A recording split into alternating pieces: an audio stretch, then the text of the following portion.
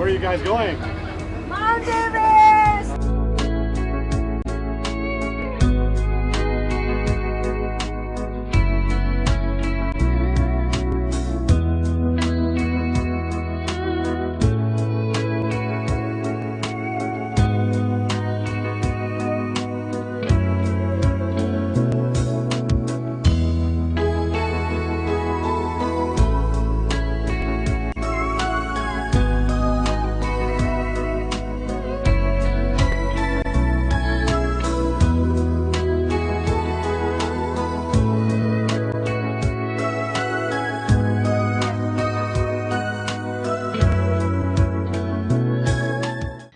Kailash is not a place, it is a statement. Kailash, land of wind, snow and cosmic mysteries.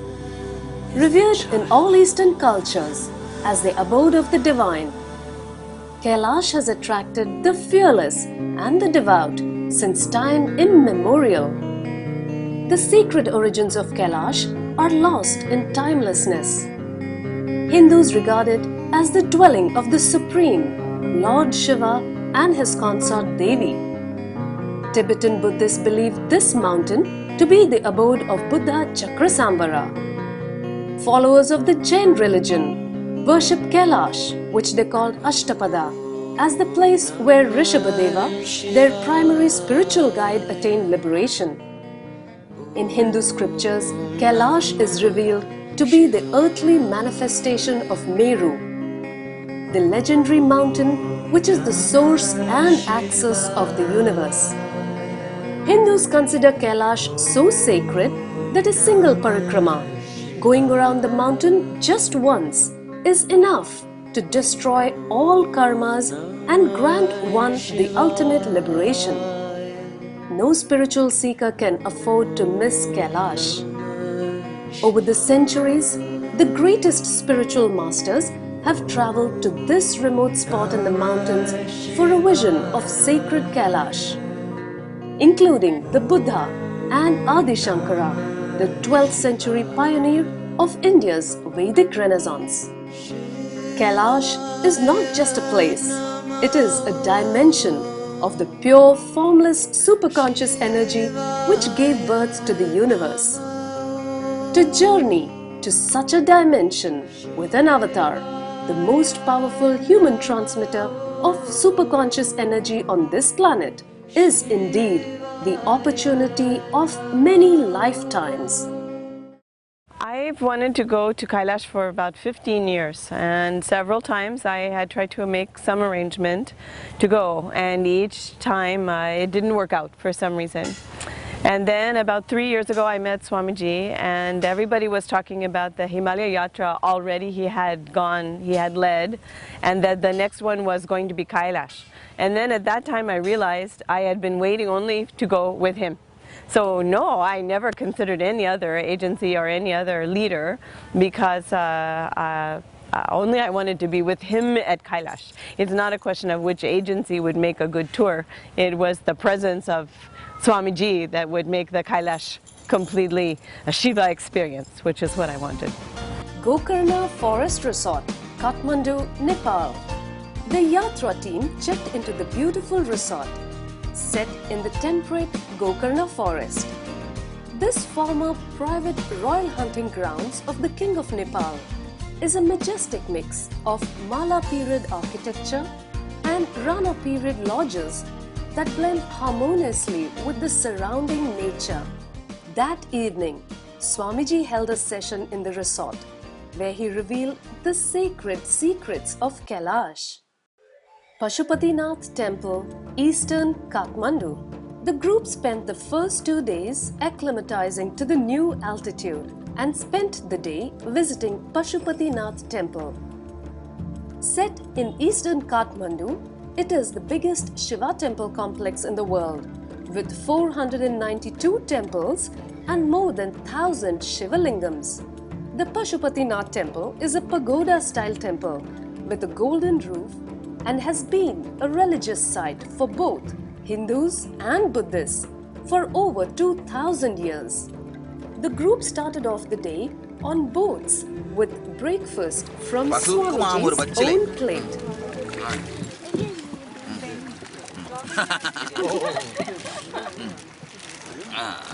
The visit to Vindhyavasini temple. In Pokhara also, from there we went to this place called which was the hometown of Devi's parents, right? Vindhyavasini was the temple's name, and so we went through and we saw the place where actually Devi's relatives used to stay, right? And that is the place from which they traveled to Kailash, and on the return is when Devi was born, right? So deep secrets about the place in Nepal. The temple is situated in the heart of Pokhara. Vindhyavasini is worshipped as the mother goddess who fulfills the wishes of her devotees. The group found ample time to chat with Swamiji on this trip. Among fascinating tidbits that Swamiji revealed, one was about saligramas. Saligramas are regarded as embodiment of Vishnu energy. Swamiji explained the formation of the saligramas and also said they had life in them and had the capacity to extract pain. Lumbini. So Lumbini, birthplace of Buddha, and Buddha was actually one of Swami's favorites. So he was in his elements in Lumbini. He took us to the birthplace, and Swami said that the birthplace of an incarnation is like a nuclear crater, right? As if a nuclear bomb was burst, you would see it's an explosion of divinity in that place, and if you can see it, you will actually experience that explosion. So you cannot miss the place. So that was the real place where Buddha was born, and he took us around there, and he showed, and we could feel the energy of the incarnation there. Like you clearly feel something very different when we went around. And again, Swami made us take photos. Like we had photos with Swami with Lumbini in the background. Lumbini turned out to be a very high energy place. Swamiji said that since this was the real birthplace of an incarnation, it retains the energy. When an incarnation lands on the planet, it is like a nuclear blast, and the energy trail remains there forever. In the evening, the group headed back to Kathmandu. Before I met Swamiji, I was a Tibetan Buddhist, practicing Buddhist for 15 years. And the Kailash is sacred to the Buddhists, especially the Tibetan Buddhists. And so always I had the aspiration that I would make one yatra before I finish this janma. And it never worked out to go with any Tibetan group. And then when I met Swamiji, then he really to me is the emanation of Shiva. Really, he is the embodiment of Shiva. And then I understood that I had been waiting for him only. That's why I never had been able to complete the yatra before. So for me to travel with Shiva to Shiva's own place, that was the perfection of a yatra for me. Back in Kathmandu, the group started the day with a photo shoot with Swamiji against the lovely backdrop of hills and valleys that surrounded the hotel. Later, the group visited the Nilkant Vishnu temple. This temple has an amazingly huge statue of a reclining Vishnu. Jalnarayanan Swamiji told a beautiful where Mahavishnu will be lying on Adishesha, and usually he will be lying on the side post, right? In this Jalnarayan he would be facing the sky, and the deity itself is such a way that it's like the Adishesha and the Narayana are more like intertwined with each other, more close to each other, and such a friendly closeness was exhibited in that deity. So it was such a beautiful experience to even see that, and that deity used to float on the water, but due to the many invasions, some chemicals has been induced, and it now don't has the capacity to float, but that was the main thing of that place. Travel to Nilam in Tibet. The day was spent traveling to Nilam in Tibet. Though there was a long wait at the Chino-Nepal border into Tibet, the drive was well worth the wait. Incredible beauty and grandeur greeted the wonder-struck eyes of the visitors. Misty mountains dotted the landscape of Tibet. Clearly, Shiva found the best place on the planet to make his home. drive to Mansarovar. Finally, on the way to Kailash and Mansarovar, with stops at Brahmaputra River and Om Parvat. Brahmaputra has the dubious distinction of being the one river to flow against the slope of the ground at many places. This characteristic earns it a male name, the only such river in the Indian subcontinent. The group stopped at the mountain Om Parvat for lunch, also known as Adi Kailash or Chota Kailash. Om Parvat has the natural imprint of the word Om. Swamiji stated that Devi performed the Aksharabhyasam for Lord Ganesh on this mountain. Mansarovar, the place of Devi's birth. To the utter disappointment of the group, Mount Kailash was covered by clouds, had not been visible since the past few days. I'll go the cloud now.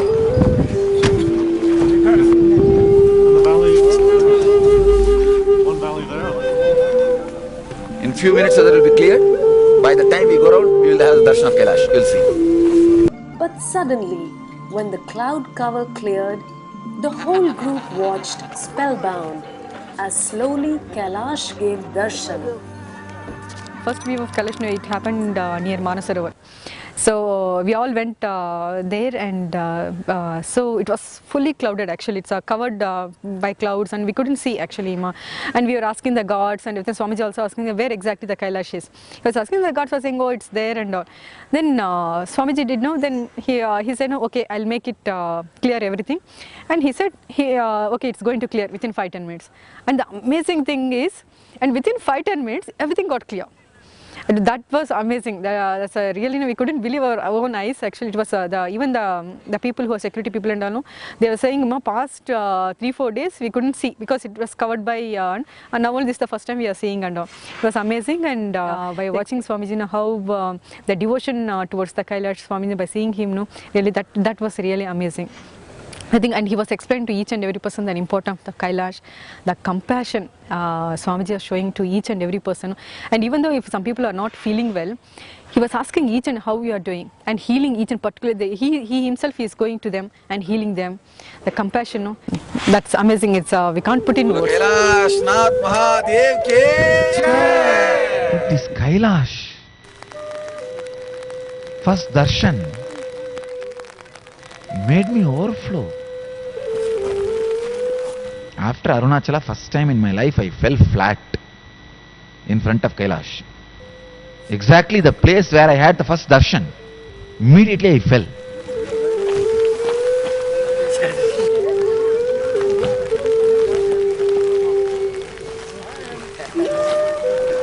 After seeing Kailash, I thought, oh God, what a mysterious wonder is being expressed so physically. What a statement delivered by the cosmos in stone. The ultimate mystery in stone. The group retired into their comfortable tents for the night. The next day dawned with a clear sky, and the group had a magnificent view of the south face of Mount Kailash. The group left the Mansarovar camp to another spot with the east view of Kailash. Here, a Tarpanam was done.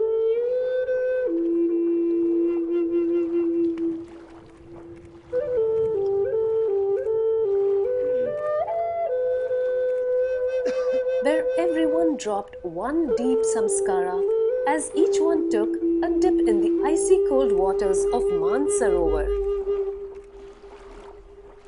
Being in that environment, being in that energy field of that mountain and that lake, Manasarovar Lake, and being in Swamiji's energy environment, which is, they're complementary, they match, the vibrations match, the frequency matching. So together it made it wove a field of intense transformation. I'm still experiencing the effect of it. I can't say that it already happened and it's finished. It's an ongoing process. It just continues and continues and continues. The group drove around the lake on a beautiful road to Kailash base camp at Darchen.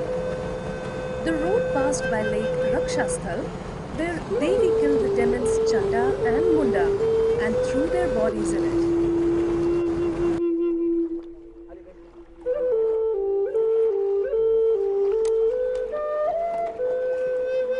Drive through Parikrama Path to Yamadwar. The most memorable day of the trip was the drive to Yamadwar that lay on the Parikrama Path. Here, people leave footwear and horses before proceeding to Kailash.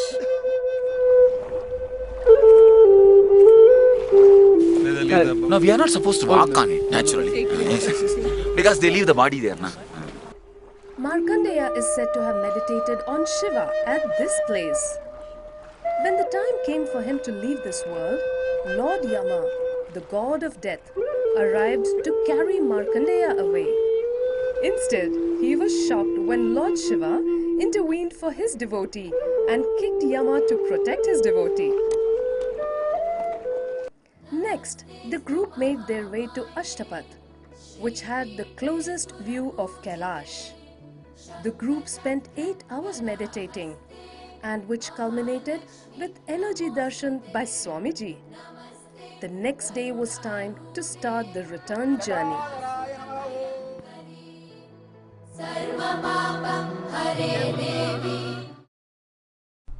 So when we were sitting in Ashtapat, like I was telling, there's a lot of other groups that came, and they all stood for 10 minutes and went. Right. The interesting thing was one of those groups had a couple who were from Tamil Nadu, and they had asked Swami some time back that they should come to Kailash in a Kalpatru. Right? And Swami had blessed them, saying that you will go to Kailash. And so, interestingly, not only they came to Kailash at the same time that Swami had come too. Right? So, they were all overjoyed. They came and asked Swami for blessings. But turned out that they were in bad shape. The whole group was in bad shape because they had not acclimatized very well, and they had no equipment. Like, for us, we had, every one of our vans had a couple of oxygen bags, and we had a cylinder which could refill from. The facilities were amazing. Well, they had for their entire group just 2 oxygen pillows, right? And their tour guide would not give it to them because he said he was keeping it for later. And Swami was just shocked by it, and he said, this should not be the way you should do this. I mean, this is like unethical and immoral, whatever it is. It's like terrible, right? And so he said, he called our doctors and said, test all of them, give them whatever facilities, as many oxygen cylinders that you can, as many oxygen pillows as you can, whatever they need, give it to them, right? And we did. We tested all of them and found out that many of them had oxygen levels below 70. And so at that point he said, every bit of money from this trip would go to help people visiting Kailash. So at that point he decided that he's going to have for the next season a large setup where doctors would come and they would serve the people going in the parikrama. They would get all medical aid that they required, and that's exactly what he's doing now. He's getting so many of his doctors, devotees who are doctors, to come, and he's setting up all the facilities around the parikrama route so that people would have them irrespective of what their tour operators provide them. Right? And there you saw this compassion and instantaneous compassion, spontaneous compassion in action. Right? He just didn't even think twice before giving away everything from the trip, like everything that people had worked for. And of course there's nothing for him, but like it's just the sweep with which magnanimity with which he operated is something that, seeing that itself opens up layers of your being, right? On how what greatness is, what the divine is all about. Only with a master, when we go, it is authentic. Like when we go with the master, he says, okay, now I am going to take you to Kailash and you will see Kailash, means it is happening, and it has happened already. Because when master is there, he shows what you need to see. Don't miss it. Don't miss it. It's a divine place. It's out of the world. It is out of the world, and no one should miss it for any reason. Right? If you can, do go there. If you can't, then also go there. Don't miss the place, and go with the master. The Kailash mountain is not a mountain. There are lot of master samadhis are there, and even Shiva himself is there. Unless we go with master, you won't get that experience. Being in that environment, being in that energy field of that mountain and that lake, Manasarovar lake, and being in Swamiji's energy environment, which is, they're complementary, they match, the vibrations match, the frequency matching. So together it wove a field of intense transformation. I'm still experiencing the effect of it. I can't say that it already happened and it's finished. It's an ongoing process. It just continues and continues and continues. Dates of 2012 Kailash Yatra: 27th July to 14th August, full trip with Swamiji. 23rd July to 9th August, 2 days with Swamiji. Sign up at www.nithyananda.org. For inquiries, email n.yatras@nithyananda.org. Contact in India 91-77609-80635. In USA 1-909-908-4996.